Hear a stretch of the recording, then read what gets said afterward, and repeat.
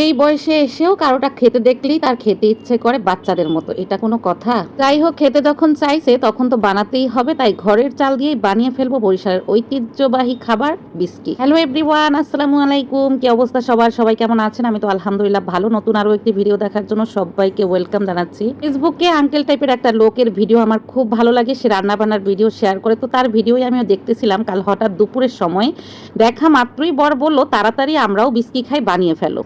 তো যেই বলা সেই কাজ। আমি প্রথমে বলছিলাম যে চাল কোথায় পাবো, কারণ আমাদের বরিশালে বিস্কিট চালটা আলাদা থাকে, সম্ভবত আউশ চাল দিয়েই বিস্কিট বানানো হয়। তো এই চালটা এখন কোথায় পাবো? এর আগে সবসময় আমার শাশুড়ি মাই আমাদের এই চালটা দেয়, আর আমরাও বানিয়ে ফেলে, আমার বরের খুব পছন্দ। তারপর কি করব, বর যেহেতু খেতে চাইছে সেহেতু ঘরের চাল দিয়েই আমি বানিয়ে ফেললাম। এই যে প্রথমেই চালটাকে ভেজে নিচ্ছি, এখানে 1.5 কেজি পরিমাণ চাল নিয়েছি, আর চালগুলোকে আমি আধা টাইপের ভাজবো, মানে প্রথমে একদম লো হিট করে চালটাকে ভালো করে নেড়ে চেড়ে তারপর একটু জালটা বাড়িয়ে আমি খুব নাড়াচাড়া দেওয়া লাগে। এই চালটা কোনোভাবেই চাল ভাজার মতো ভাজা যাবে না। পাশের পাতিলে পানি রেখে আমি ভাজা চালগুলো সেই পানিতে ডুবিয়ে রেখেছি, আর এখানে সেই নারিকেলটাকে এভাবে স্লাইস করে কেটে নিয়েছি, আর অর্ধেকটা নারিকেল কোড়া ফ্রিজে রয়েছে, আর একটা এভাবে কেটে নিয়েছি। চালটাকে ভিজিয়ে রেখেছি আমি এখানে প্রায় আধা ঘন্টার মতো। তারপরে আর একটা পাতিলে আমি এই যে পানি দিয়েছি, এলাচি দিলাম, তেজপাতা দিলাম, দারুচিনি দিলাম, সেই ফ্রোজেন নারিকেল কোড়া দিলাম, স্বাদ মতো লবণ দিলাম। এবার বাড়ি থেকে সেই আমার খালার হাতের করা খেজুরের গুড়, এই গুড়টাকে দিয়ে দিচ্ছি পরিমাণ মতো। তো এই গুড়টাকে পরিমাণ মতো দিয়ে দিচ্ছি। এখানে কিন্তু চিনি দিয়েও তৈরি করা যায়, আবার এমনি আখের গুড় দিয়েও তৈরি করা যায়, কিন্তু খেজুরের গুড়টা দিয়ে করতেছি, এইটার ঘ্রাণে কিন্তু বিস্কিট স্বাদ এমনিতেই বেড়ে যাবে। আর একটা কথা হলো, এই বিস্কিট আমাদের দেশে করে আমাবস্যার দিনে, ঠিক আছে? ওই আঙ্কেলটাও কিন্তু ওইটাই বলছিল যে আজ আমাদের এখানে আমাবস্যার দিন, তাই আমরা করেছি বিস্কিট। যাই হোক, আমারও তো আমাবস্যাটা অত তিথি টিথি মনে থাকে না, কিন্তু ওনারটা দেখেই আমার বর যেহেতু খাইতে চাইলো তাই দিয়ে দিচ্ছি। এই যে আমি এখানে কিন্তু সেই নারিকেলটা দিয়ে ভালো করে পানিটা যখন বলক চলে এসেছি, তারপরে সেই ভাজা চালটা পানিটা ভালো করে ছেঁকে আমি এই পরিমাণ মতো পানির মধ্যে দিয়ে দিলাম।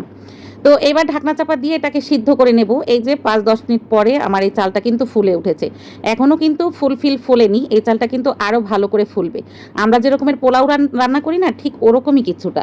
বেশ অনেক বছর আগে এরকমের আমার বরের বিস্কি খাইতে মন চাইছিল, তখন আমি বিস্কি রান্নাই করতে পারি না, মানে আমার এই সম্পর্কে কোনো আইডিয়া নাই। তো আমি বললাম আমি তো এগুলো পারি না। আমার বর নিজে নিজে বিস্কি রান্না করেছিল, সেই বিস্কিটে এত পরিমাণ গুড় দিয়েছিল সে, যে বিস্কিট সাদা বোঝা যায় নাই, শুধু মনে হয়েছে যে গুড় খাইছি আমরা। যাই হোক, আমার বর রান্নাবান্না একদমই পারে না, তবুও ট্রাই করে দুই এক সময় দুই একটা জিনিস। তবু আলহামদুলিল্লাহ। এই যে আমি এবার এটা ভালো করে দমে রাখবো, পোলাওয়ের মতো, পোলাও যেভাবে দমে রাখি। এইখানে আমি আরও 10 থেকে 15 মিনিট এটাকে দমে রেখেছিলাম। এটা কিন্তু ফুলে ফেপে পাতিলটা টাইটম্বুর হয়ে ভরে গেছে। ফাইনালি আমার বিস্কিট রান্না করা শেষ। আমি চুলোটা অফ করেও কিছুক্ষণ দমে রেখেছিলাম, আর এইবার বিস্কিটটা নামিয়ে নিচ্ছি। দেখতে পাচ্ছেন কতটা ঝরঝরা হয়েছে। আমরা একদম মিষ্টির পরিমাণটা একটু কম খাই, তাই কম মিষ্টিটাই এখানে দিয়েছি। তারপরও যেহেতু আমার খালার নিজের হাতে করা গুড়, সেই জন্য কালারটা এসেছে একদম কি বলবো। আর আমার এই রাতের বেলা লাইটিং তো একদম, আমার কোনো রিং লাইট নাই, রিং লাইট যেটা ছিল ওইটাও নষ্ট হয়ে গেছে, তাই কালারটা বেশি ভালো আসে নাই, কিন্তু অনেক সুন্দর একটা কালার হয়েছিল। তো এই ছিল একদম খুব সহজ কিন্তু বিস্কিট, আমাদের বরিশালের মানুষের খুবই পছন্দ। আমি একটা প্লেটে বেড়ে নিলাম, এইবার আমরা সবাই মিলে একই প্লেটে খাবো। তো এই ছিল আমার বরের আবদার, আর করেও ফেললাম। আশা করছি আপনাদের কাছে ভালো লেগেছে। যদি ভালো লেগে থাকে অবশ্যই একটা লাইক দিবেন। আজকের মতো এখানেই বিদায় নিচ্ছি, কথা হবে নেক্সট কোনো ভিডিওতে। এই পর্যন্ত সবাই সুস্থ থাকবেন, আল্লাহ হাফিজ।